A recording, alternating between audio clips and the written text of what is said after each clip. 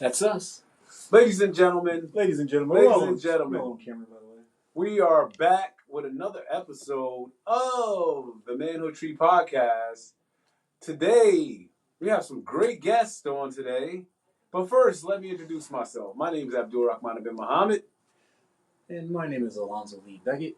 Oh, you're throwing the Lee in now. I like it. I like it. Over to my right, we have Mr. Berthel Johnson. Berthel Johnson, folks. He's back for a second time. And over to my left, we have Joaquin Shari Hauser. Everybody's using their middle names. Yo, you know I have two more middle names that I don't even use. Like my name is actually Abdul Rahman Abrahim Ibn Muhammad. So I just take out the Abrahim just for fun. So just in case you guys want to add more names to yourselves. I don't see it, so We're up. You know, you always say that. We're up. I'm looking at it. I like to, before I really get going, make sure you're pushed up. Plugged in. Make sure you're plugged in. You're good. The other side. Push up. How you sound there? It's all the way in there. It's in there. You still don't hear yourself? You don't hear me right now? I hear you that way. You don't hear me that way? No. You're Hold on. Well, I look for us online. We're online.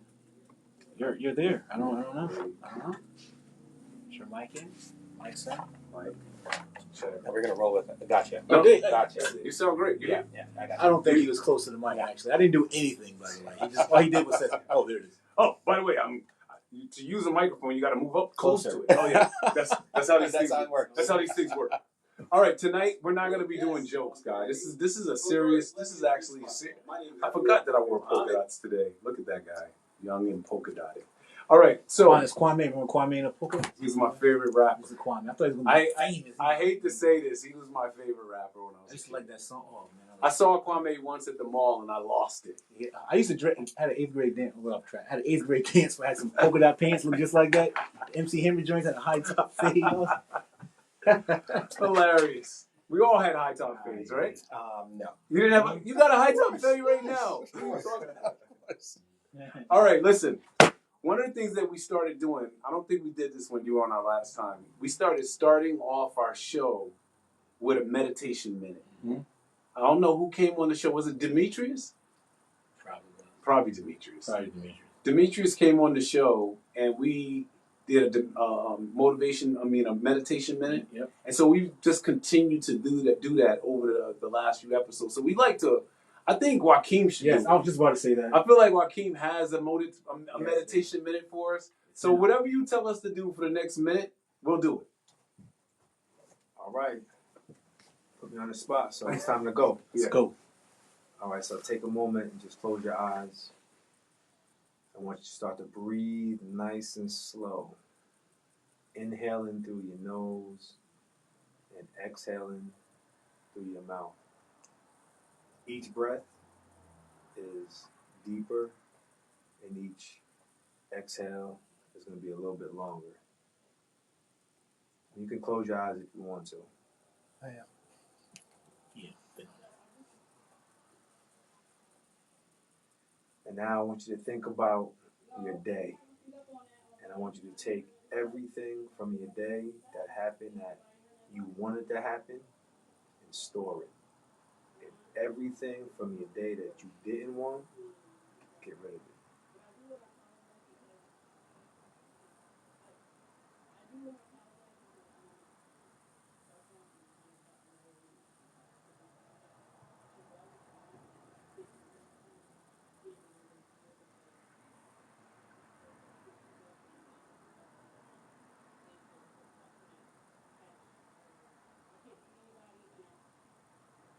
Now just release.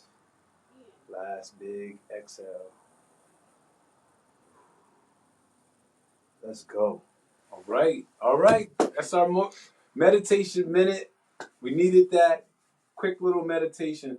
All right, so today, I don't know, like last week we talked about manhood. We were talking about patriarchy last week on the show, and we were talking about the levels of manhood. So like basically the levels to get to being a patriarch of your family. It's like levels. You don't just jump and be the patriarch. It's things that you have to do, and it's like a role and responsibility associated with that. Mm-hmm. So today, I thought I would throw I wanted to throw out the topic of love. I feel like sometimes with men, I don't know how we feel about love. So I just want to start off by asking each of you, what is the first thing that comes to mind when I say the word love? When I'm gonna come to you, Bertho. You're giving me a very intense look right now. So You got the answer. You got the answer. what comes to mind when you think about love? The first thing that comes to mind to me would be just you throwing it in this arena, this setting would be just agape love, right? Okay, yes. Yeah, so Yes. just the love for everyone. Right. You know? I love it. Yeah. Yes. You know about the different types of love. So, okay. So that's what come to mind. Yeah. Love of brotherhood, love of oneself, love of neighbor. I like it. So that's the first thing came to mind. What about you, Zoe? I think of self. Okay. So you go straight to self-love. Yeah. All right. I like it. Joaquin? I'm sticking on the topic of self and inner. I think that we're on the outside a lot with love. At least how we're taught is the things that we see Mm-hmm. and not the things that we don't see that actually make up love. Okay. Yeah, I think that, for me, I always think about how when we talk about love, most of the times it's associated with kind of like love songs. Like that pops in my mind, like love songs. And I think that like nowadays it seems like the love songs are getting less loving. Mm-hmm. Like more raunchy, like more they don't. And so if I was a kid or somebody that was trying to like learn about love or express my love or feel love, I don't know if the music of today is capturing love the way that I might want to express my love. Anybody else notice that? Yeah. It's just lack of better words is raunchy, right? Yeah. It's so direct. It's nothing it's not indirect anymore. Yeah, It's direct. straight to Right. it. Yeah. And before it's more like it's indirect. But it's not talking about love though. No. It's talking about sex. Right, yeah. It says no love. It's like just you like her, sex. Yes. It ain't like her, date her, you love her, you like her. No, it's like you like her, you have sex with her. Have sex with Yeah, her. that's it. And not just regular sex. No, it's just all the love and hip hop stuff. Oh my goodness. where were you taught about love growing up? So when you think about yourself as a boy, what were some of the messages? What was being kind of like put out there about love? Like what was the message about love that you were receiving? Wow. I know. I didn't know. I'm just curious to see what they say. I mean, I'm taking shots today. I'm curious. This is a deep show. I'm gonna start with protect and provide. Like my father, my grandfather taught me to protect and provide, and that was the love that I thought love was. You protected your woman, you protected your family, and you provided for them, and that's love. That's love. Yeah. That's how you show love. Protect and provide. Yeah. Probably on those same lines, like it's like like when we men, so the macho thing. Yes. Uh-huh. The more macho you are, the more you love them, I guess. Right. The more, like, let's say, if an incident happened to the child, if your uncle came and instead of talk to the other adult, he just punched him in the face. That's love. That's love. Instead of saying, hey, what happened with the kids? Right. Instead of me coming over and saying, hey, he did this and that, instead of talking to the adults to see if the kid's wrong, they just come punch him in the face. Punch the kid in the face. My uncle loved me. He loves me that's so how much. Kind of. That's It's kind of how I thought about love too. happy I didn't have any uncles. So I said wow because this is kind of like so multi-layered for me specifically. And again, for all of us, we'll have our own example or definition of what our feeling as it relates to your question, right? Yeah. So creating the scene, I'm an immigrant. Wasn't born in the U.S., not from a different country. Right. With that in mind, that's the backdrop, right? So love, and how did I discover love, right? Love was shown in differently than how it is with a lot of kids here or a lot of, growing up. So for me, I wouldn't say, someone is taking care of you, to your point, the beatings and all that stuff. Again, we won't go into that, right? But I didn't really experience love until I found the love of oneself. Okay. So we're gonna get there. Before you were able to experience true love, you had to get to that self love first. Correct. That's what you're saying. Correct. Okay. Because everything else outside of those realms wasn't really love, or wasn't what I deem it to be love. Yeah. You know, one taking care of someone, or the beatings, or like that's not. That's not love. That's not love. You know, I feel like it was. I feel like love, up until I got into like young adulthood, it was very confusing. Correct. Like confusing in the sense of, like I think I love this person, but I remember like some of the people like people that I really liked, but I didn't necessarily treat them the right way. So it was like I'm saying to the person in their face, I say I love them, but cheating on them behind their back, lying to them all the time. Yeah. So it was like the things that I was doing weren't showing love, and it was like all of the people that were around me, my friends, it was interesting because it was like we were all promoting that kind of love. And it was, I mean, maybe it's because we were young, maybe because it was like, we were teenagers or young adults, and we're just, nobody ever set me down and said, this is how you love somebody. Yeah. Right. Nobody ever said to me, like, this is what I'm doing for you right now. So you said the punch in the face, but that doesn't feel like love to me. You know what I'm saying? So, but nobody ever said to me, this thing that I'm doing, even with the protecting and providing, nobody ever said, this is my expression of love. Yeah. But you know what? To that point of the punching in the face, like you don't know what it is. But what happens is people around you like, man, what happened? Uncle did it. Man, Uncle must love you. So you be like, oh, that's what love is.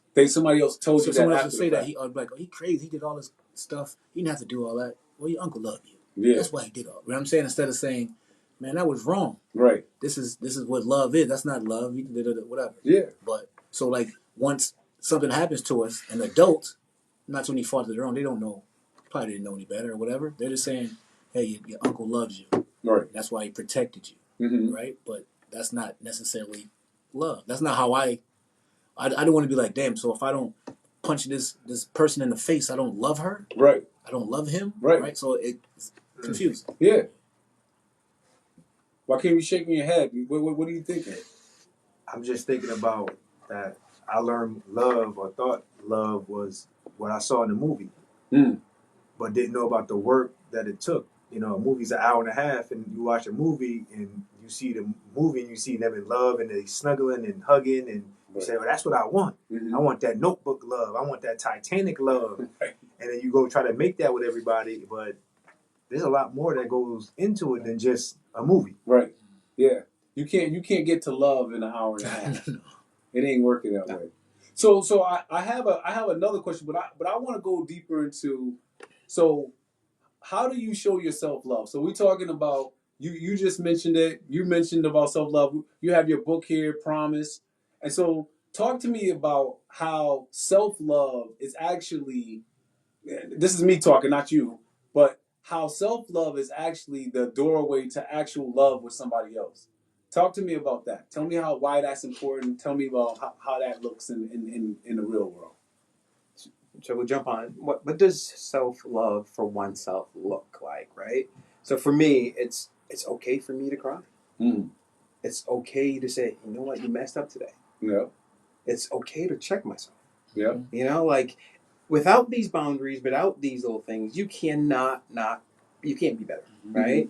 And in order for us to be better, diving into one's love for oneself, because you're nothing unless you love yourself. Right. Like absolutely nothing. Right? You can have a wonderful house, car, and all that stuff. If you don't love yourself, you're nothing. Right. You can't love your wife, you can't love your kids if you don't love yourself. Right. Right.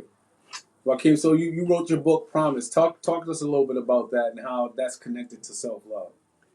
Because love is connected to the promises that you keep to yourself. So my entire life, I was not keeping promises to myself. Like I would say, I'd never do this again, and then I go do it anyway. Right. We all have. Like, if you really broke down how many times you said you were gonna keep a promise to yourself. I'm not talking about anybody else. Right. To yourself, and you broke it. Give me an example of a promise that you broke. I was never going to drink again. Okay. Remember that after you got, me, the first time I got drunk, I think I was 17, said I never was going to drink again. Mm-hmm. Next weekend, I'm drinking. Right. I said that I was never going to swear in front of my mom. I was never going to spend money. I was never going to gamble. Mm-hmm. I was never going to disrespect a woman. Mm. I was never going to disrespect my mom. Mm-hmm. Like all these things that I said I would never do, I did. I was never going to be like my dad, and I became my dad. Wow. Those are all the promises. And when I wrote the book, I was 44, 45 years old. And I wrote it after keeping the first promise to myself I ever kept in my life that I recall. Right. And that was that I was going to go to the gym every morning for a year. Okay. And it was simple, but I did it. And I was like, wow. And everything started to flourish after that. Right.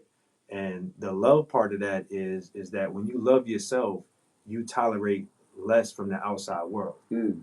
So you're not going to accept, mediocrity. You're going to express yourself about how you feel instead of letting things ride and balloon effect and blow up. Mm-hmm. And it's hard to find that, especially if you've never been taught. Right.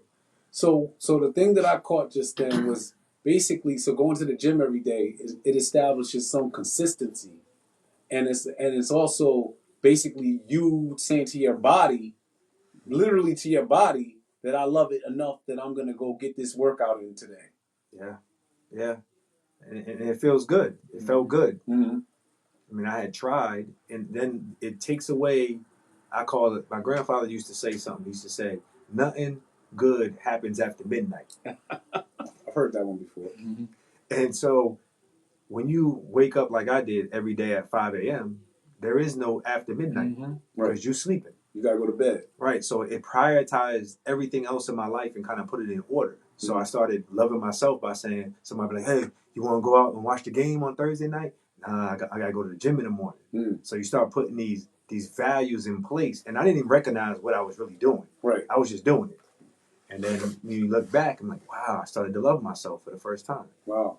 So if you were gonna give somebody right now who is trying to get start keeping their promises with themselves right now, like today they're hearing this podcast and they're like, yo, I need to start keeping my promises. I need to start loving myself. What advice would you give them right now? Start with one thing. Don't try to do everything. Start with one easy task, because you can build off that. But if you try to start with Mount Everest, right? Start with Case Mountain. That's a local mountain in Manchester for y'all that don't know. Still steep. Yeah. But if you start, we always want to start with Mount Everest and the big task. Start with the little task. The little task is the task that's going to start you on your path. Not that big task. Right. Accomplish something. Yeah. All right, so let's jump back into love. How did you know you figured love out? At what point did you know that I figured this out. Now I know what love is. I know what I love. I know what I love about myself. And now I'm able to take that and put it into a relationship. The energy around me was different. People always want to be around me, but it's different. People just wants to just be around you. Right. And again, just in general, not, wives, kid, whatever, just people just want to be around you. Mm-hmm. It's just different. Opens up the world a little bit. Mm-hmm. I agree totally. I think I'm a big energy person, and going back to self-love. I also believe if I love myself, and you say with the advice, I tell people it's for you anyway, right? The whole going to the gym, eating right, not eating right, doing this, not doing that, it's all for you. You're gonna what's the thing? You are who you are when no one is watching, right? That's who you are. That's the true you. Right. So if you want to be something, you want to be I always tell a bird tries to be the best bird it could possibly be. A bear, name an animal, try to be the best animal. I saw an eagle today, by the way, and they try to be the best eagle possible. I'm just saying, it's amazing when you see an eagle. So as a human, I just try to. I want to live the best experience I could possibly live in this body while I'm here. Mm-hmm. And the only way I'm gonna do that is if I take care of myself, and then if I want to provide for all these people that I want to, I have to be healthy enough to do it, right? And when all this money comes, as it comes, because it is going to come, it's just a matter of time. Like I want to be healthy enough. I want to be to spend it as I see fit, to do whatever I want. Mm-hmm. So for all that to happen, I have to take care of myself. And Right. then in turn, taking care of myself, I spread the knowledge that I know to people I love. Like, hey, do this, do that, don't do that. If you want to work for me, I feel great. I'm gonna always feel great. I feel amazing. Yeah. I can tell you, you can think I'm lying, cool. But people all know when you're by yourself, you know if that gout creeping up on you. Yeah. You know if your back hurt. That's you. You know that. You can lie to whoever. Right. So the whole thing is just be true to yourself. You're gonna get out of it what you put in. Mm-hmm. It's so simple. Right. It really is. And I know it sounds like it's hard to do, but the one step at a time. But you're gonna feel. You're gonna feel like he's a trainer, right? So he can tell me to do a bunch of things, right? I'm not gonna understand him until I do them, and I'll thank him. I know you have people that thank you, like, oh my God, and basically they just did it. They just listened to what he said. Yes. But most people are. It's a lot of stuff in the environment, and people got things going on in their lives and all these things. So there are built-in excuses for everything for you not to love yourself, Mm-hmm. right? See, and people love is different. Love's like I'm gonna get me a triple cheeseburger with a bunch of fries. I love myself. I'm about to I'm gonna eat good. I earned it. Right, but I might do that. That's hurting you. Right? It's gonna hurt me. Oh, it's gonna hurt you. Yeah, it's gonna hurt you. All that's gonna hurt you eventually. Yeah. But again, it's for you. It's your body. You got to live with it. You got to be in it. So. But it sounds like when we're trying to love ourselves, everything else in some ways is working against that. Yes, it is. At times, like the world. All the time. The world is like, okay, while you're trying to love yourself and build yourself up, or love someone else and get everything else, all the other forces are testing it. It's like as you're thinking about loving yourself, like I'm going to eat right. You be sitting there watching TV, McDonald's commercial come on. Right.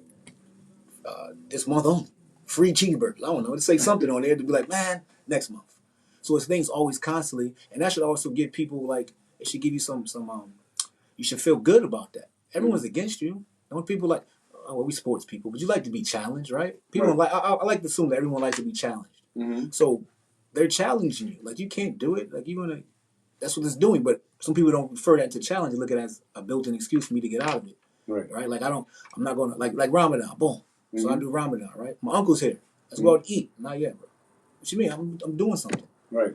That's a challenge. That's a challenge. And I can go do it, and then I do it. You know what? He leaves. He's straight. Now I'm mad at myself. Right. Because that little 30, 40 minutes we had a beer and I ate, and now I'm like, man, now it's 7 o'clock. I could have waited. Right. So that's me. Yeah. Wanting to be better for me had nothing to do with him. He didn't even think about it. But it's always about the self thing. It's always about you. When you, like you said, when you love yourself, people come out of the woodworks just to be around you. You don't even know. It's like energy. It's like, it's like natural. Right. Nothing you're doing extra hard. You just loving you. Some people see that in you. Like, man, this person, I don't know why.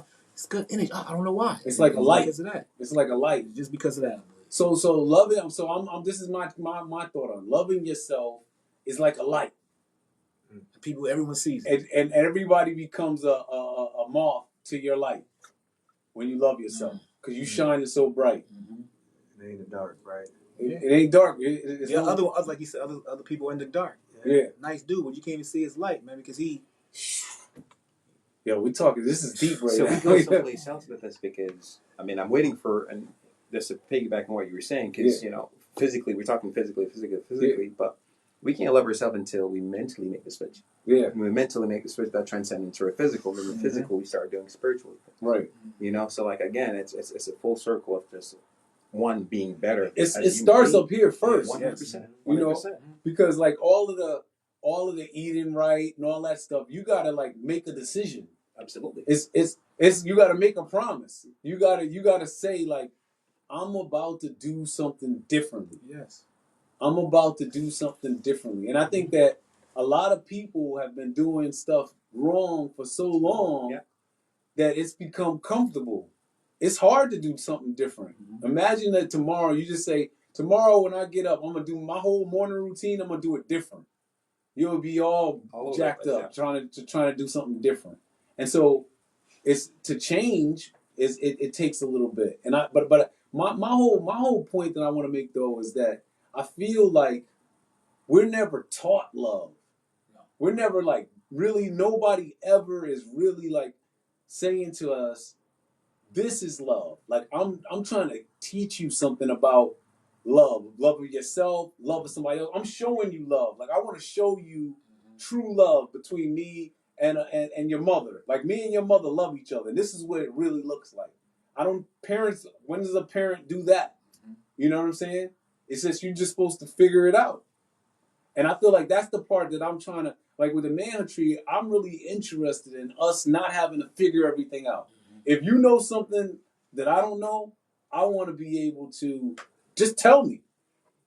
Just tell me. Just give me the answer. Give me the key. So I think that's important.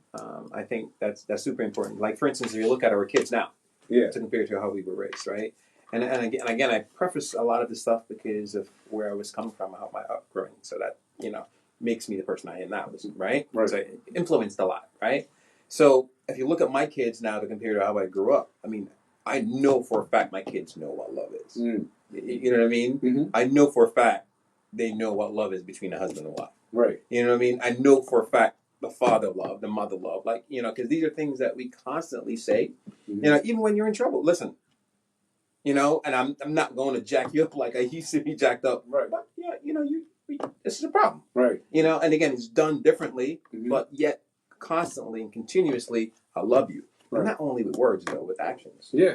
Those things are important. Rakim, I felt like you had something you were going to say.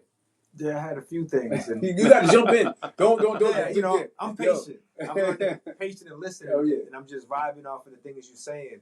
But I kept hearing from the beginning when we started with the meditation. Yeah. To me, that's love. Right. Because we close our eyes and you think deep.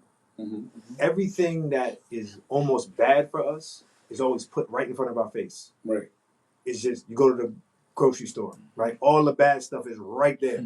Right? You gotta try to find the stuff that's good for you. Right. When you said in the beginning, you said the love songs are different. Yeah. That's the songs that they put out there for the kids to hear. Face. Right. Yeah. But if you search, you can find the love songs, but you got to search, just like you got to search for that true love. Right. It's not going to just, if you're looking with your eyes, you're going to be deceived. You can't find it with your eyes. And we are taught everything is eyes. Right. We see, oh my God, I love her. Yes. And what KRS-One, I just did this, love's going to get you. Yeah. Right? It's not really love. Lust is going to get you. Right. I like it. And we flip lust for love, and we don't really understand. We're taught lust. I think we're taught lust. 100%, we're taught lust. 100%. Yeah. We're given that. So thinking about love and lust, what about power and control? Were there times where, when you were a young man, maybe you thought it was love, but it was actually power and control? Like, your idea of love was that you were in control and you had the power of yes and no and all that kind of stuff. Was that a part of your journey towards love, so that you can kind of compare yourself to who you are now to who you might have been back then?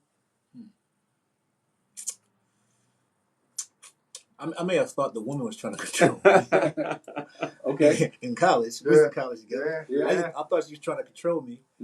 But then when we looked at it, she helped me a lot. She made me do what I was supposed to do. But at that point, the love of it, I was like, man, you're just trying to control me. Yeah. Because I wanted to do the negative stuff. Right. She wouldn't allow it. And because I loved her, I would listen. And then it turned out, we're not together. We weren't together or anything. But looking back on it, I was like, she kind of set me in the right path and look at certain things and do certain things. So then I thought it was control, but now I get older, she was older than I was, so she was just wiser than I was. She knew what was best for me. Right. And I guess that's my experience. Yeah.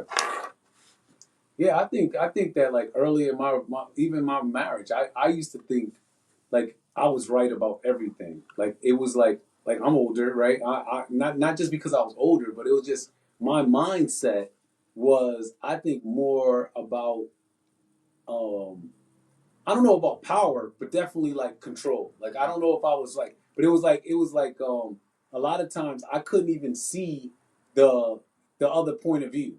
It would be like, this is the point of view. This is where we're going. This is the direction. This is how it's going to be.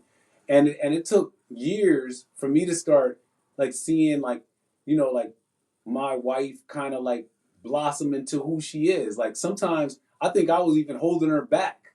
You know, like it would be like I was comfortable wherever we in whatever position we were in, and it was like, but just because I'm comfortable, we weren't comfortable together. She wasn't comfortable, and so while I'm holding her back, it's like imagine a flower, and it's like, well, we're not going to give this flower enough light. We're not going to give it enough opportunity to grow. We're not going to give it enough. And so what I started realizing is that it was me. Like I have to.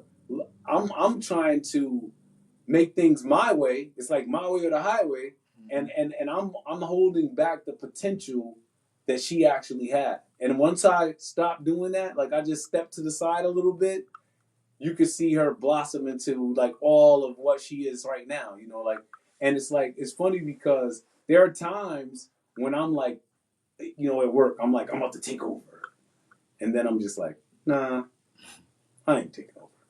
I don't even have the energy to take over right now. But it's like it's better that way to be able to let somebody actually be their great self instead of trying to take away from themselves to raise myself up or something like that. So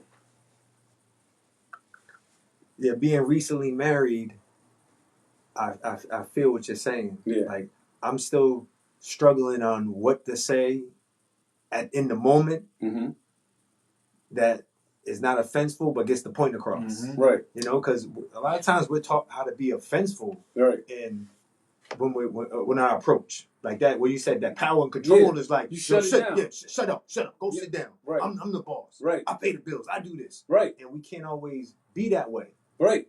Sometimes I say the wrong thing, and I gotta call my wife or text her and say, "Hey, we in this together." Yes. Because I don't know. Like I'm still trying to find like what love is. Right. I think it's a everlasting process. You're growing on it. It's growth in it. But I think that even that, right? Like the longer I'm married, the less I do any posturing. What I was telling you that we were me and my wife were in an argument last week.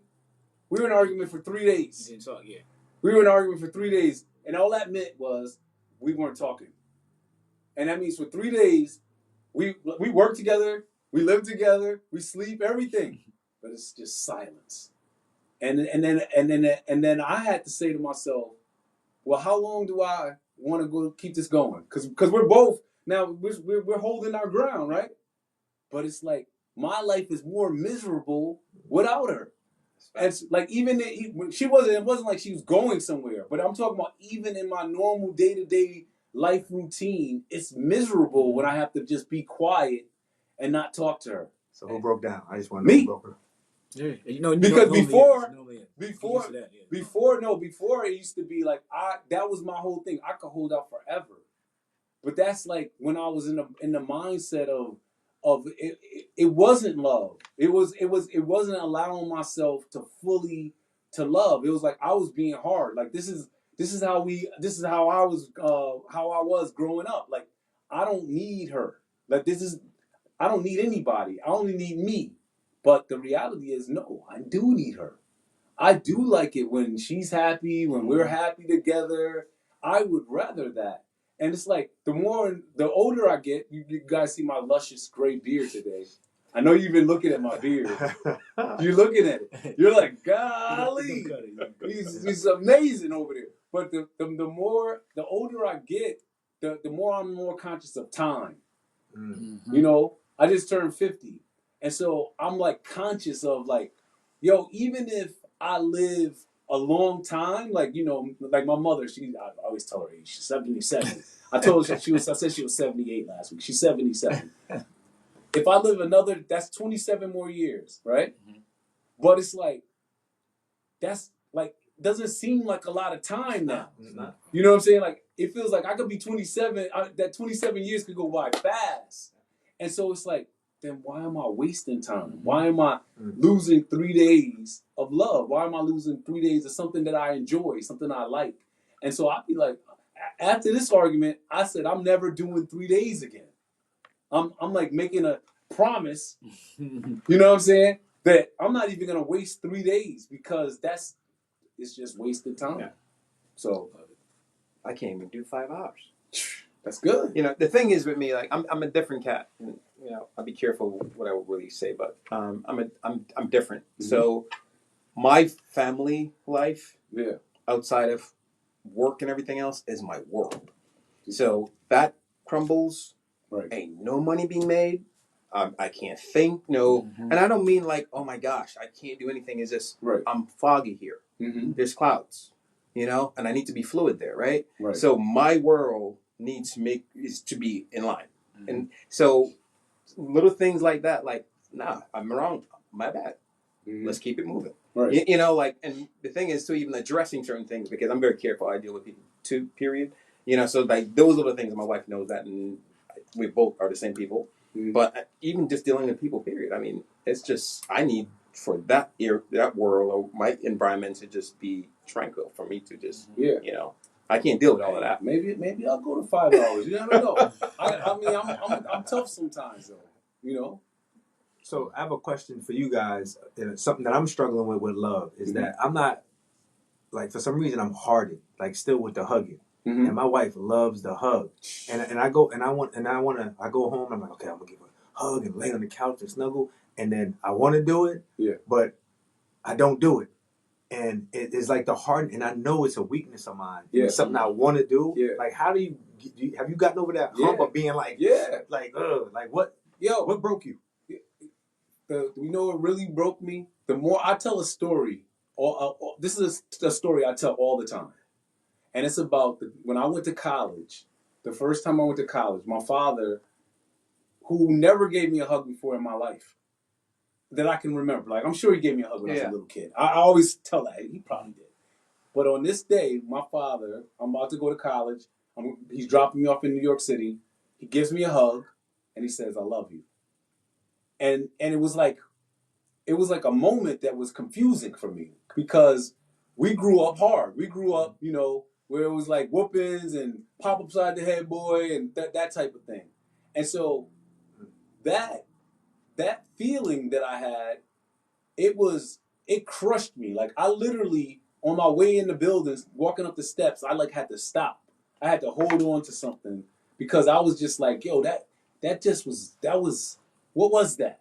What was that feeling? What's this feeling I feel right now? And then I shook it off and I went back to, right? Put it back in the box.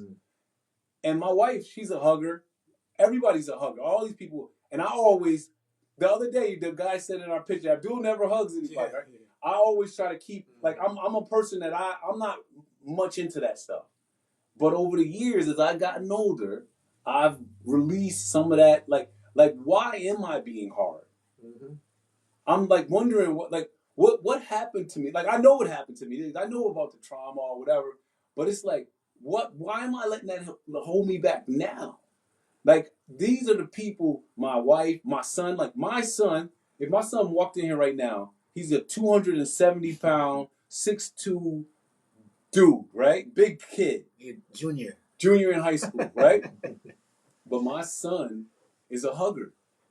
And so just because I'm like trying to be whatever, and it's like, at this point, why am I trying to be whatever?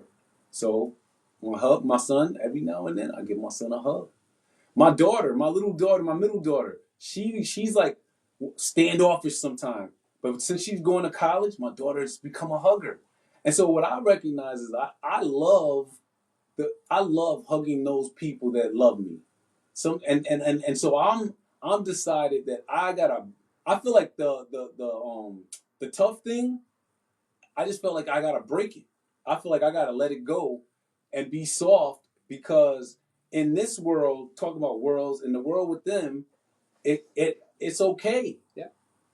It's okay. Yeah. And I also think that, like my wife too, like can't me and my son can't leave without giving her kiss goodbye or telling her to be safe. She always does it. She's done that since forever. Yeah. And like, so when I come home, I gotta wash my hands, can't touch nothing. But I washing the hands or touching her, don't, you know what I'm saying? And then she'd want the same thing to cuddle. So I do it because I know, and it's funny, I'm 20 minutes.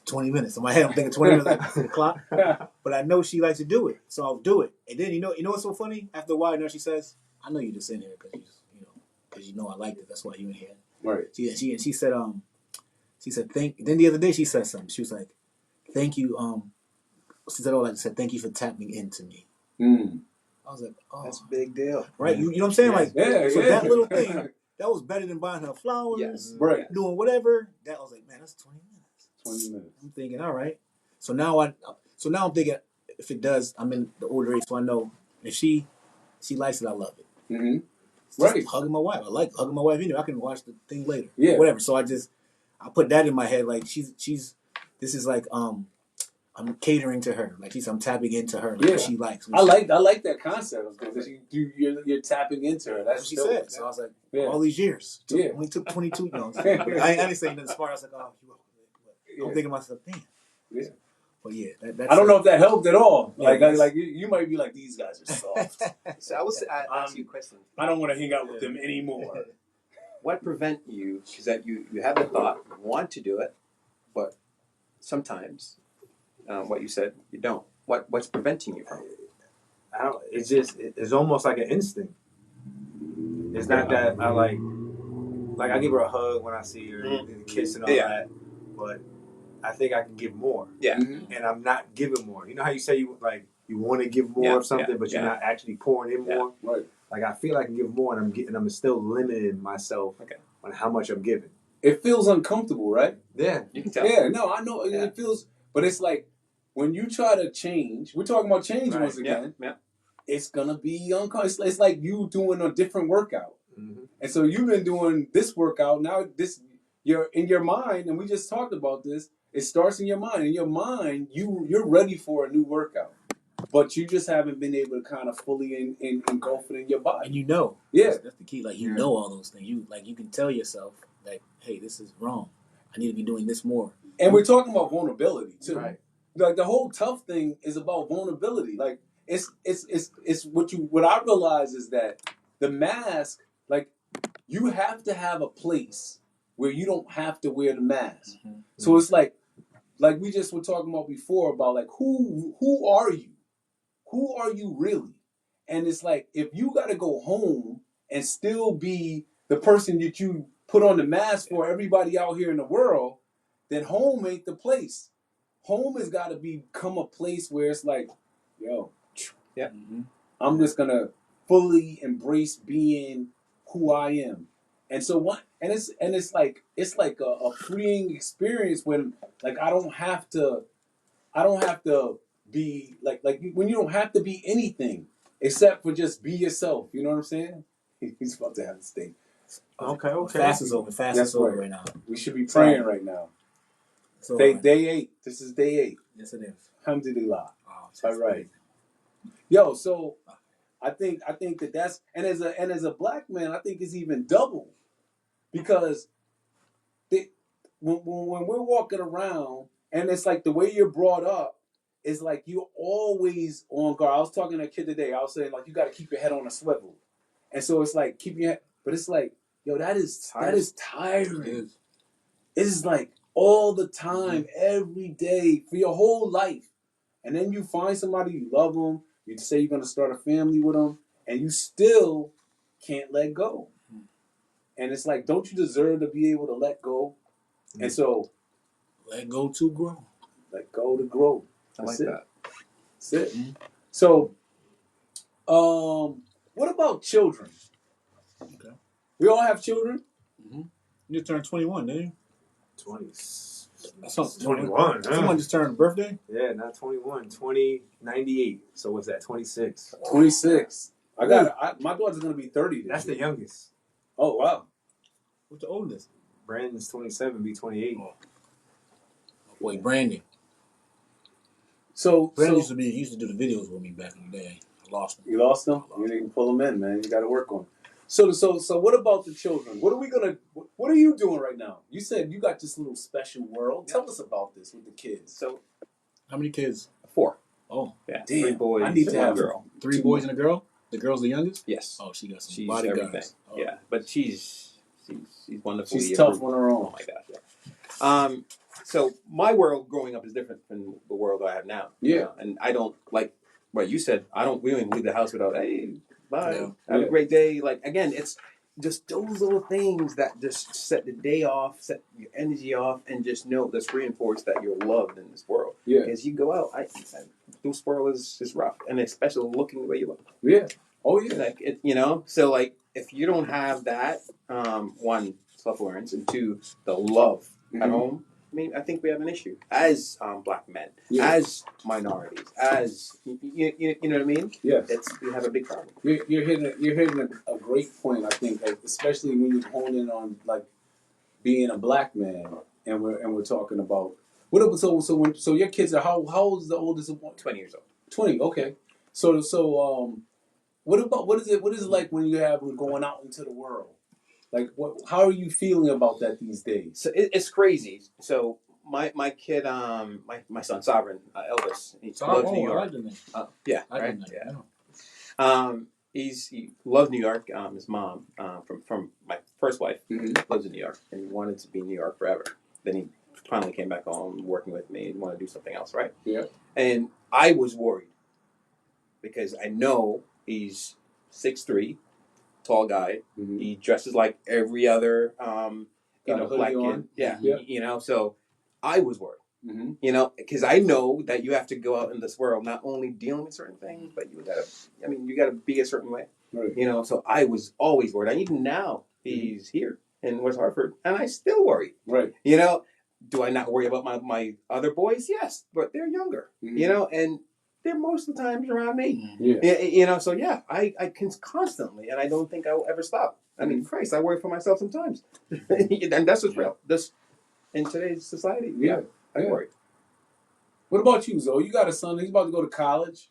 Yeah, he's 18. We'll be 18 next week, actually, April 2nd. Yeah. It's about a week and a half.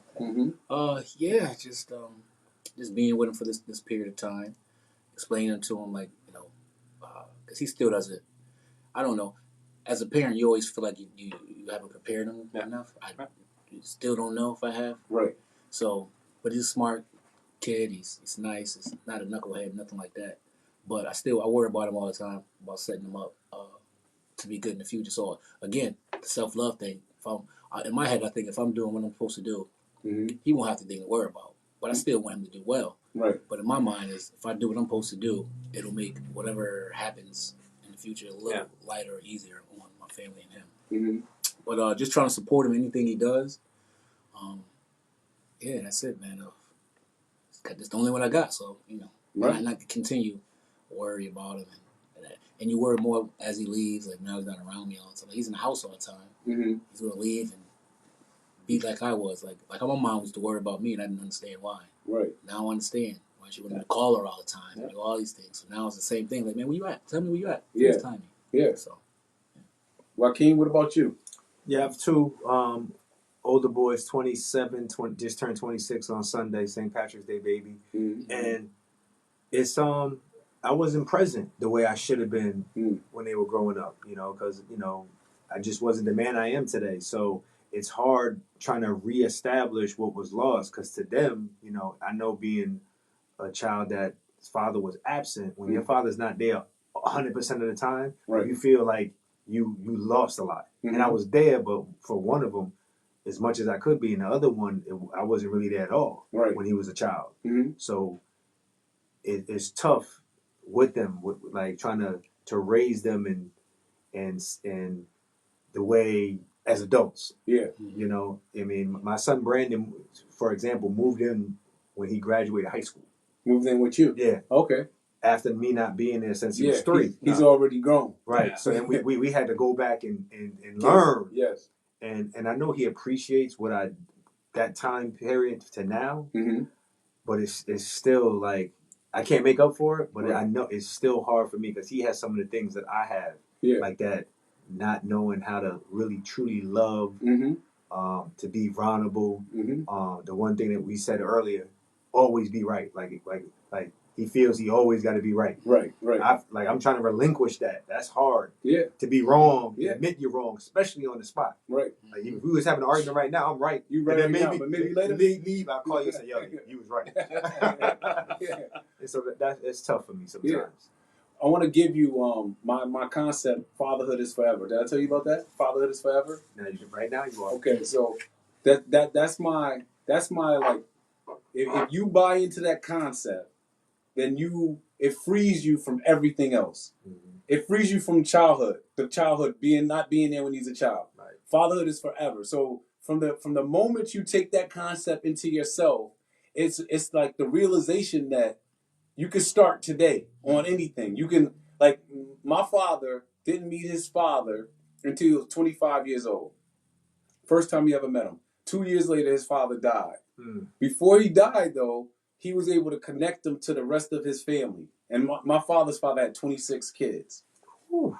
So my father, all his life, thought it was just him and his sister. And so he's going through life.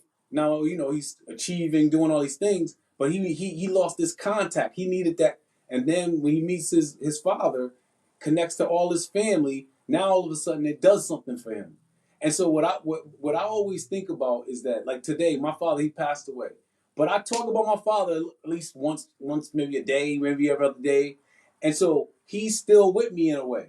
And so it's like the impact that we could have on our children is like you can't measure it. And so sometimes we get a late start, but that start, it doesn't matter. It's still like you're still in the game. So yeah, so it's great to be there from day one. Yeah, that's ideal, right? But the thing is that instead of, a lot of times what happens with men is we get caught stuck in, we still talk about, childhood. We still talking about when you were a teen. But it's like, no, I'm here right now. And right now, we can do whatever we want with this relationship. I think that's, just because somebody's 26, 27, right now, I would trade anything if my father could be here right now. So I could spend time with him. Right. Like, so I could talk to him, so I could laugh with him, so I could play. Me and my father used to play dominoes and tonk and different, And so when I was a kid, my father used to give me whoopings and chastise. Mm-hmm. But when I was a young man, 26, 27, I used to go see my parent every I love my mom. My mom be here every day. But I used to go see my father we be at work all week, and I still go see him every weekend. Because he was my friend. He was beyond, like, that's the other thing, is when you get beyond fatherhood. The fatherhood, I'm telling you something, I'm teaching you something, there's a fatherhood where I'm a man. I became a man, right? I got a chance. I became a man. I was able to show him that I was able to create something, right? And then we got a level of respect. And so we're able to just talk. We're able to, communicate. So I just say fatherhood's forever. I think, go back to that. Like, I remember when Zoe was young, all these things we did for him, these parties and stuff, and we were talking. I'm like, do you remember him? He's like, no, I don't remember him. Right. So, like, to the point, they don't remember any of that. My wife wanted to buy these expensive, like, he can't even walk. He wanted to buy these sneakers. He can't even, you know what I'm saying? Mm-hmm. Stuff like that. He had the fresh J's. Fresh J's, like 2 years old. Like, and the thing is, right now, I can't wait. I tell him, I can't wait till we friends, man. Right. I'm so tired of, like, I'll tell him, like, I don't really like doing that to you, man. I would rather be cool with you, but I got to be this way until you get it. I don't think you get it yet. We have conversations. When you get it, I can't wait, because I would like to go hang out with you. Right. We can talk about life together. That's what I want. I'm waiting for that part. That's, like, to me, that's because, like, my father passed away in January. I wanted that more than anything. I could care less about when we were young. Mm-hmm. But we couldn't. It was hard to do that because how he was and how I was. But it was hard. Mm-hmm. All I wanted to do was be cool. Let's go fishing. Let's do whatever. Let's talk about adult things. Because the keep it a buck, when you're young, they don't remember none of that. Only people that remember that is their moms, who maybe use that against you and tell him, or all that little stuff that happens. Because him as a kid, if no one says anything to him, he loves you. Mm-hmm. It's my dad. Until someone does something and changes all that. But now he's an adult, we can have these full conversations about, because you will understand being a man and having this girl or that girl. I don't know if I'm going to be with your mom. I understand that now. Right. I've been through that. Yeah. So it's easier, I think, as you get older, to have a connection with your child if both parties are, like, willing to do it. Mm-hmm. I definitely think that. Yeah. He's right. Yeah. I like that. Yeah. All right. So one last question. One last point about love before we wrap this whole thing up. What advice would you give other men about love? Based on this whole conversation today. I don't know. She just took Did the she cheese just try to come on the man tree? I know she did it. She just saw her hand. It didn't get on the camera. Though we're good. Jeez, no women on the show yet. Got nervous. What advice would you like to give to other men about love? Based off our conversation today, what do we want to leave in somebody's mind? That maybe they just tuning in right now. Go ahead, Zoe. You got a serious look on your face. Go ahead, Let's go. on him, brother. Let go. Let go to grow. Just gotta let go. Let go to grow. Let go. And if you love somebody, you have to be. You also have to be. If you want, always try to if you flip it. Mm-hmm. Like you said, when you be yelling at people, like someone yelled at me, I'd probably be mad too. So I can't yell at her. Because I'll probably flip too. Yeah. So I try to look at it that way. Have a lot of you said early things in marriage. I have a lot of arguments in my head with her. I don't say nothing. I just be I stare at her. Don't worry about it. I leave a lot. Just I'm gonna go for a ride. Mm-hmm. But I'm always go for a ride. It's always a nice. I'm gonna go for a ride. But I'm mad. I go do something. So I never ever, because we're not breaking up. So I just never wanted that. I'm good. I'm not gonna even talk to you or argue. But let go to grow, and self-love is the best love. So once you learn how to love yourself, because yourself you could cheat all the time. Right. Yeah. Like you saying, I'm never gonna drink. No one else.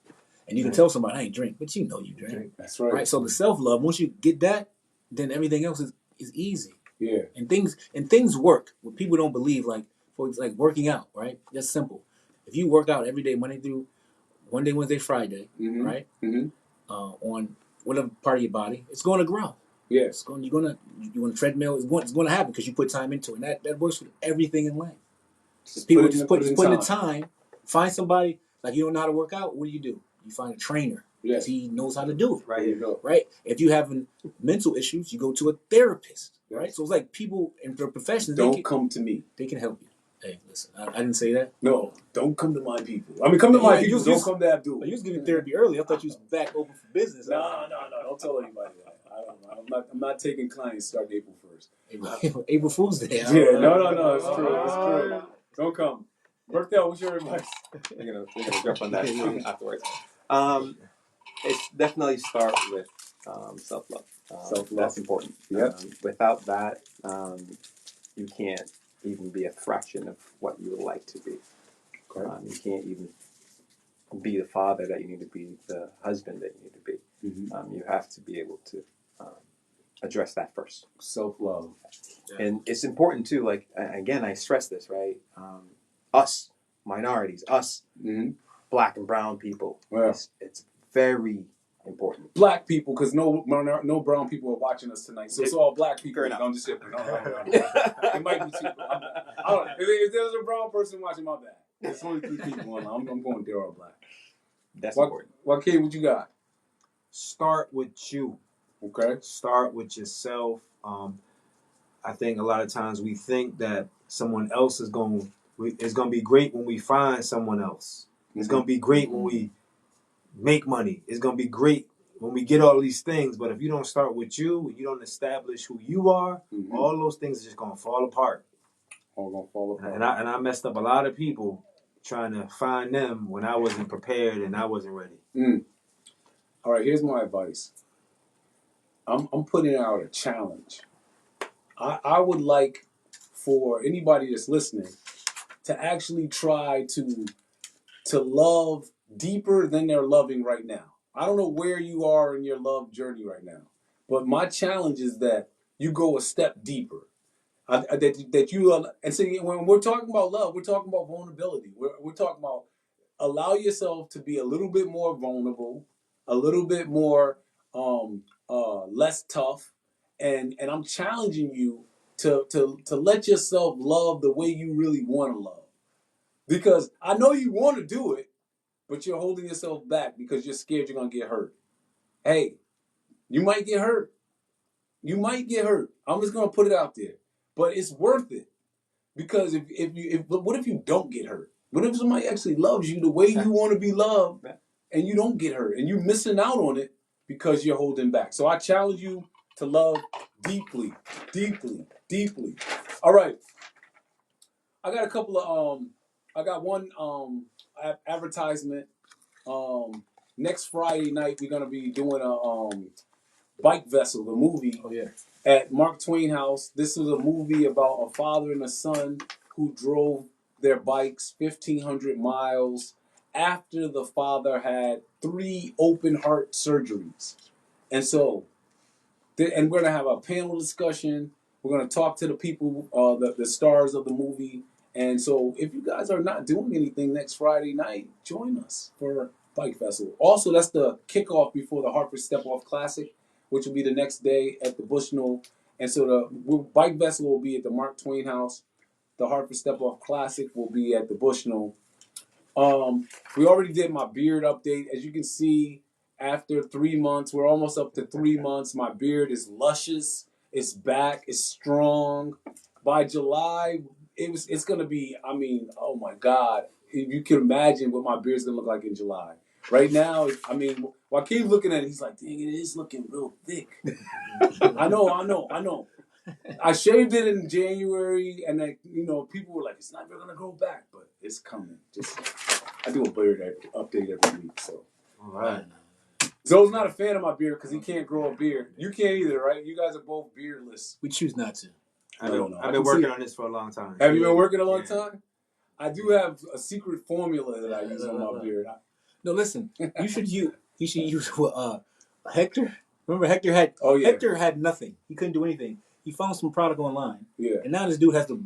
He can't get rid of it. He has a great beard. Yes, he can't get rid of it. His beard is okay. Let's not talk about his beard. This is about my beard. We're not talking about Hector's beard.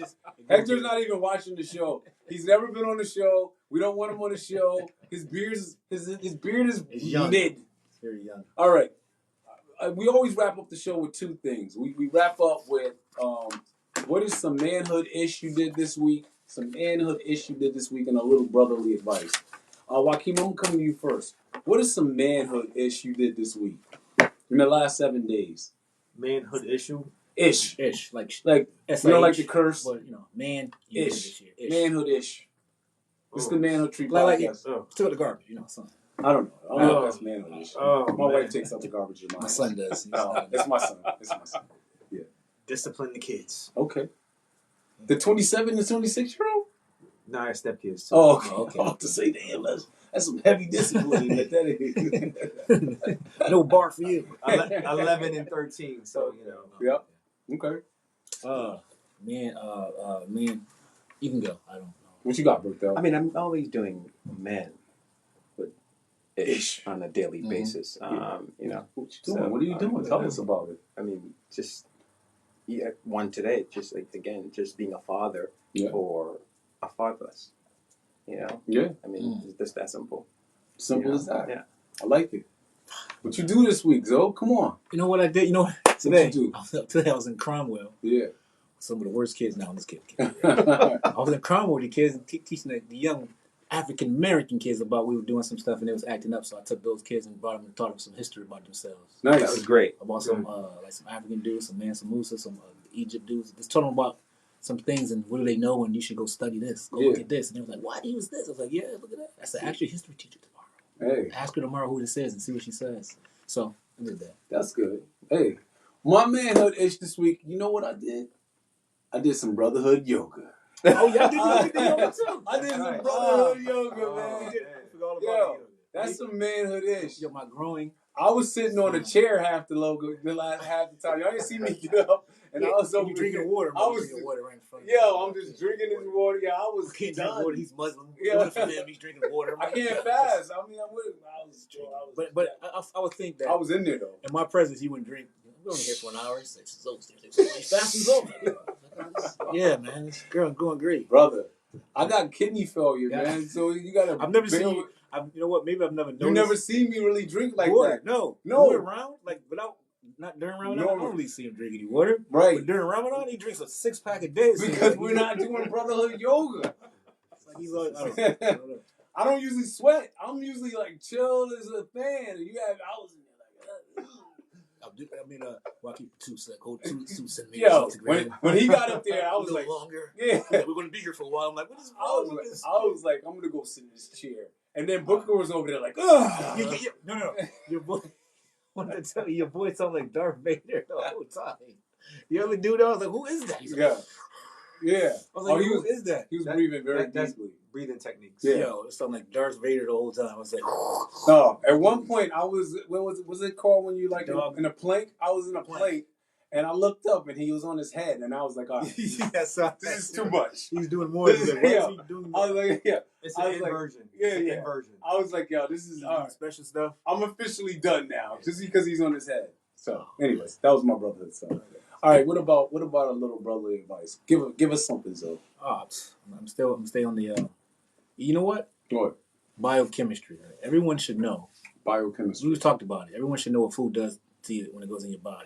Yeah, I like this. You gotta go, and you gotta know that meat is bad. Yes. It's called homo. Is it antibody? What is it called? I can't remember. I was eating 2 cheeseburgers, and I was thinking to myself, what is this doing to my body? And I was like, I'm gonna eat the other one. Hold on. No, it's homocilius. Homostasis. Homocilius. Cilius. Right. It's an amino acid that meat causes. When you eat, it's in your body, but when you eat meat, it's in meat, right? But that you can look it up. Yeah. So that it'll tell you in American Journal, whatever. It'll tell you that it causes cancer. Oh. And like what it does to you, and hypertension, all these things, like kidney fat, all these things from eating meat. Just a crazy thing. Just do some biochemistry on yourself. Go look at all of the research. You can read everything now. You don't need an encyclopedia. That's right. Yes. Okay. Joaquin, what do you got? Little brotherly advice. Be stronger than your excuses. It's a T-shirt. I like it. Yes. Roberto? I'll follow up on all of that and know where you're coming from. Know your history. Know your history. Yes. I like the history. All right. How's that book going though? Which one? Oh, the Moors? Moors in Spain. Great. It's dope. Right? Yeah, I love it. Yeah. How about that? That's the one for you. Read a book. Read a book. When I say read, I'm gonna so you know you're listening on the right. When I say I read books, I've read 3 books this month already. Listen to them. I was in the car. I got you. But I got them all. I got all the information. But yeah. So do that. Read a book. Listen to a book. I don't care. Yeah. Listen to it. I like the reading of the book. If I read like the Moors in Spain, my next book I'm gonna read is a fiction book because I recognize I'll read one of those in like 10 days. I like a little action and whatever it is, comedy, whatever the kind of book. I'll read one of those, and then I get some other knowledge. So my whole thing is knowledge, entertainment, and that'll keep me pushing through the year. So, because this year I'm making it like a promise that I'm gonna read. Yeah, me too. That's what I was doing. Yeah. I didn't say it out loud. Another thing, you got to say it out loud. Because if you don't say it out loud, it's like kind of to yourself. You can kind of not like hold yourself accountable. Well, I know that there's certain people that if you say something around them, they're going to be like, well, I already read 15 books. Yeah. So if Demetrius Chamblee is watching, we know that he's reading, and right? We're doing our workout thing. We're doing a workout thing. Yeah. Right? Oh, yeah. 156 days. That's all you got to work out. For the whole year. year. So that's like 156? Yeah. So 156. I already did that, I think. You already done. It's not we always say that because how many days we've been this year? Demetrius is every day this year. He's worked out. But it's only 90 days. We're not even at 90 yet. He's at 90 for 90. I'm at like 30, 32. He's like 90. I'm at 17. Jeez, fair enough. My list is, I'm like counting anything. Oh, yoga counted, by the way. Oh, heck yeah, it counted. Burned a lot of calories that day. Yeah. Yo, it counted 2 days for me. It counted. Yeah, definitely counted. All right, we're out of here, people. This has been another episode of the Manhood Tree Podcast. We'll be back next week on Tuesday. Tuesday at 6 o'clock. We're gonna get on time next week, I think. We're on time. No one knows. Nobody knows. Okay. As I always say, never stop dreaming, people. You can do it.